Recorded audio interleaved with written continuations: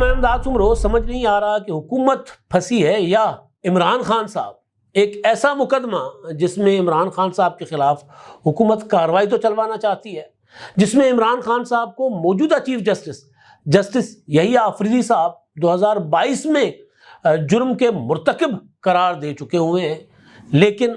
اب حکومت چاہتی ہے کہ مقدمہ چلے، عدالت بھی چاہتی ہے کہ مقدمہ چلے، عمران خان صاحب کو سزا بھی ہو سکتی ہے اس مقدمے میں، مگر حکومت کے لیے ایک الجھن پیدا ہو گئی ہے، حکومت کے لیے ایک پریشانی پیدا ہو گئی ہے۔ وہ کیا پریشانی ہے، مقدمہ کیا ہے، معاملہ کیا ہے، وہ میں نے آپ کے سامنے رکھنا ہے۔ ویسے تو کافی ساری اور بھی چیزیں ہیں جو ڈسکس کرنے والی ہیں، وہ اگلے ویلاگ میں کروں گا۔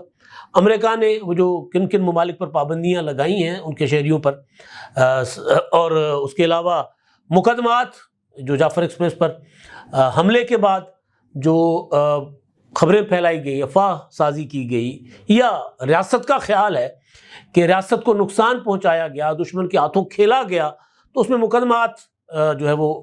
درج ہونا شروع ہو گئے سائبر کرائم کے تحت۔ احمد نورانی اس کا نشانہ بنے اور پی ٹی آئی کے اوپر الزام تھا، اور بھی کافی ساری چیزیں ہیں، وہ میں اگلے ویلاگ میں آپ کے سامنے رکھوں گا۔ لیکن ابھی جب یہ میں نے خبر پڑھی کہ جناب توہین عدالت کا جو عمران خان کے خلاف درخواستیں تھیں وہ آئینی بینچ میں سماعت کے لیے کر دی گئی ہیں مقرر، تو پھر میں نے مجھے یاد آ گیا کہ یہ تو وہ مقدمہ ہے، یا یہ تو وہ جگہ ہے گزرے تھے ہم جہاں سے، تو یہ تو وہ مقدمہ ہے جس مقدمے میں عمران خان صاحب کو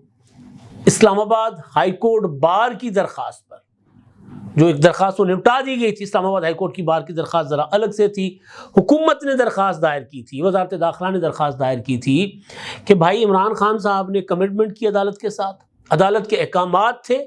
کہ فلاں جگہ تک آنا ہے، وہاں آ کر آپ نے جلسہ کر کے چلے جانا ہے، بیٹھنا ہے بیٹھ جائیں، جانا ہے چلے جائیں، لیکن راستے آپ نے بند نہیں کرنے۔ ان احکامات کی کمٹمنٹ کے باوجود عمران خان نے خلاف ورزی کی ہے۔ 25 مئی کی میں بات کر رہا ہوں، 2022، جب عمران خان صاحب رتھ لے کر اسلام آباد کو فتح کرنے چلے ہوئے تھے۔ اسلامی ٹچ آپ کو یاد ہوگا ڈی چوک پر وہ کھجور کے درخت جلائے گئے تھے، جہاں درخت نظر آیا وہ جلا دیا گیا تھا، اور پھر رانا ثناءاللہ صاحب کا ایک پیغام جاتا اور عمران خان صاحب ڈی چوک سے تھوڑا پیچھے سے واپس بھاگ جاتے ہیں۔ یہ وہ والا ٹائم ہے، یہ وہ والا معاملہ ہے۔ تو اس میں آپ کو سارا تفصیل کے ساتھ آپ کو ماضی بھی یاد کراتا ہوں، اور اس وقت جو عمران خان صاحب کی محبت میں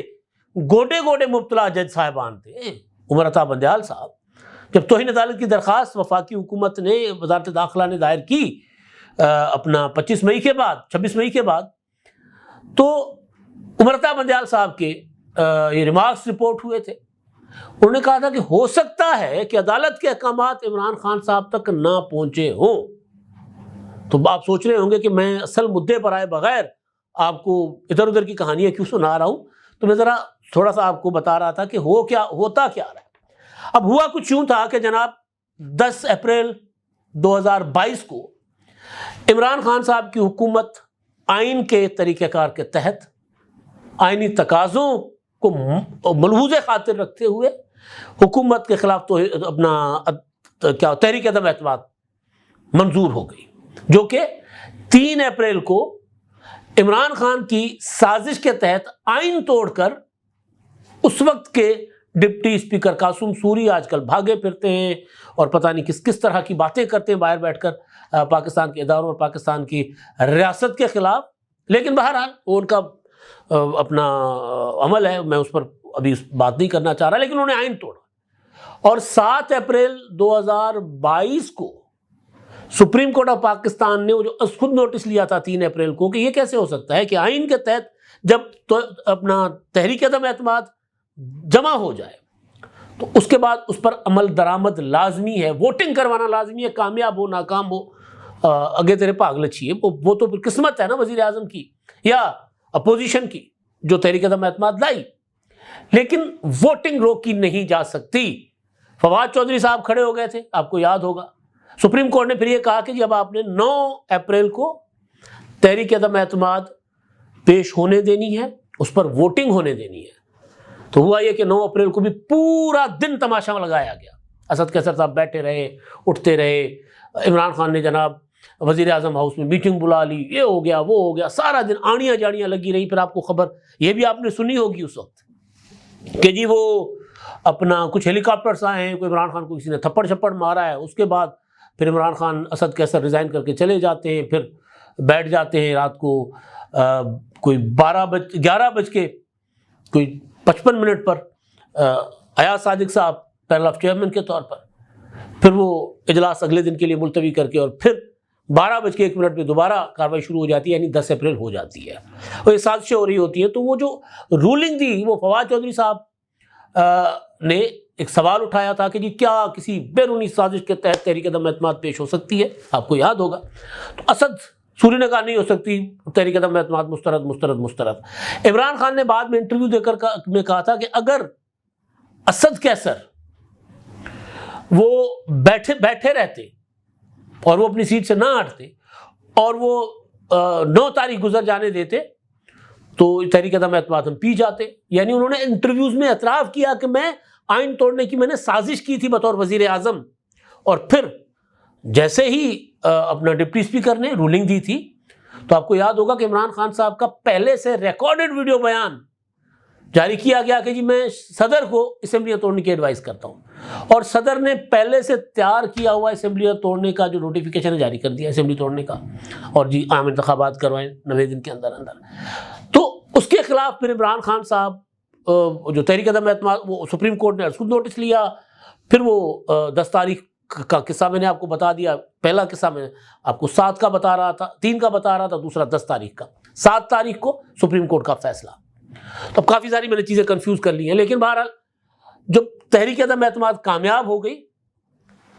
اور اس کے بعد عمران خان صاحب نے لانگ مارچ کا اعلان کیا کہ اسمبلیاں توڑو، انتخابات کرواؤ ورنہ میں لانگ مارچ کروں گا. اور وہ 25 مئی کو عمران خان صاحب نے اسلام آباد کی طرف لانگ مارچ کیا. لانگ مارچ جب اسلام آباد کی طرف آ رہا تھا تو اس کو وزیر داخلہ رانا ثناءاللہ صاحب نے اٹک کے پل پر روک کے رکھا ہوا تھا. اب عمران خان صاحب کو سمجھ آ گئی تھی کہ یار کچھ نہیں ہو سکتا عدالت کی مدد لیے بغیر. تو انہوں نے پھر عدالت میں پٹیشن دائر کی کہ جی مجھے میرے راستے کھلوائے، میرا جمہوری حق ہے، بابر اعوان صاحب اور دوسرے وکیل. بہرحال مختصر یہ ہے کہ عدالت میں بات یہ طے ہوئی کہ ڈی چوک پر تو پابندی ہے، ڈی چوک پر کسی قسم کا کوئی احتجاج نہیں ہو سکتا، وہ جو کیا کہتے ہیں ریڈ زون میں تو آ نہیں سکتے، لہٰذا آپ ایک جگہ آپس میں طے کر لیں. پھر F11 F9 F10 F9 کا کوئی پارک تھا، F8 وہاں پر اسلام آباد میں، وہاں پر طے کیا گیا کہ جی وہاں پر آئیں گے، جلسہ کریں گے اور کوئی پبلک لائف کو ڈسٹرب نہیں کریں گے. لیکن عمران خان صاحب کو جیسے اجازت ملی وہ اعلان کرتے ہوئے آئے کہ جی چلیں اب راستے کھل گئے، ڈی چوک پہنچے، ہم نے وہاں دھرنا دینا ہے، حکومت کو گرانا ہے، جب تک حکومت ختم نہیں ہوتی تب تک ہم نے بیٹھے رہنا ہے. عمران خان صاحب ادھر بڑھ رہے تھے اور ادھر حکومت عدالت میں چلی گئی توہین عدالت کی درخواست لے کر کہ جی یہ آپ کا احکامات تھے، یہ تو احکامات کو توڑ رہے ہیں. بہرحال عمران خان صاحب پہنچے، ان کو جناح ایوینیو پر میسج ملا کہ جی آپ یہاں سے واپس چلے جاؤ ورنہ رانا ثناءاللہ نے کہا اب ستھری ہوگی، اب جتنے میرے پاس آنسو گیس کے شیلز ہیں میں سارے آپ پہ چلاؤں گا. یہ بیک گراؤنڈ ہے. اب اس کی ایک توہین عدالت کی درخواست تھی. اس درخواست میں حکومت نے کہا کہ جی انہوں نے تو توہین عدالت کی ہے. اب وہ معاملہ پہلے عام سپریم کورٹ میں چلتا رہا، آئینی بینچ بننے کے بعد وہ معاملہ آئینی بینچ میں چلا گیا. پچھلی جو سماعت تھی اس کی جسٹس اپنے امین الدین خان صاحب کی سربراہی میں، اس میں حکومت کو یہ کہا گیا کہ اگر آپ توہین عدالت کی کارروائی چلانا چاہتے ہیں، اب یہ مدعا ہے جو میں نے آپ کے سامنے رکھنا تھا جہاں حکومت پھنسی ہوئی ہے، اگر آپ توہین عدالت کی کارروائی چلانا چاہتے ہیں تو پھر یاد رکھیں کہ عمران خان کو پیش کرنا ہوگا. یہ نہیں ہو سکتا کہ جس کے اوپر الزام ہے وہ عدالت نہ آئے، اس کو آپ کو پیش کرنا ہوگا کیونکہ وہ قیدی ہے، جیل میں. ویسے عمران خان صاحب جب آزاد تھے تو توہین عدالت کی جو معاملہ تھا جج زیبا چودھری والا تھا یا الیکشن کمیشن میں توہین الیکشن کمیشن کے معاملات تھے نہیں پیش ہوتے تھے. لیکن اب تو عمران خان صاحب خوشی خوشی پیش ہوں گے، وہ کہیں گے مجھے پیش کریں. پیچھے بھی یہی ہوا نا، نیب کی جو ترامیم کا معاملہ تھا اس میں بھی عمران خان نے کہا جی مجھے اپنا بلائیں، مجھے درخواستیں دائر کی. اس سے پہلے جب عمران خان آزاد ہوتے تھے تو وکیل جا کر درخواست دیتے تھے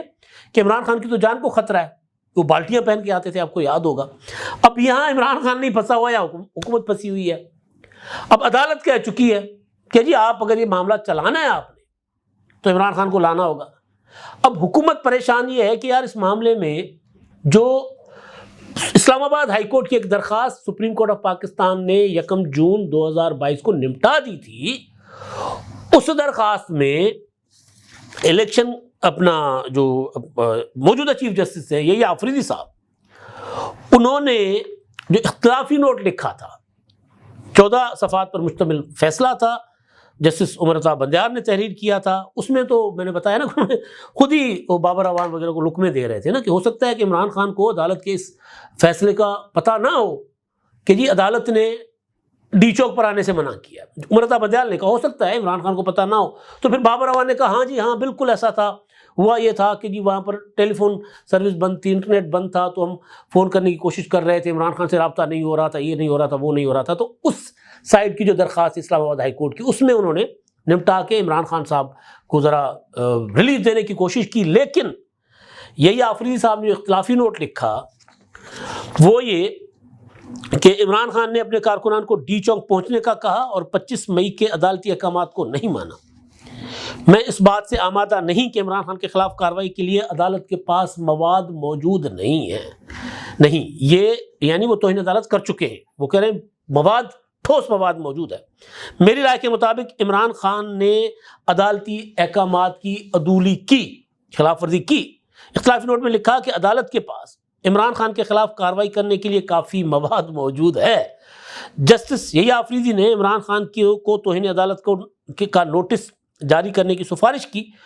اور لکھا کہ عمران خان سے پوچھا جائے کہ کیوں نہ آپ کے خلاف توہین عدالت کی کارروائی کی جائے۔ عمران خان کے بیان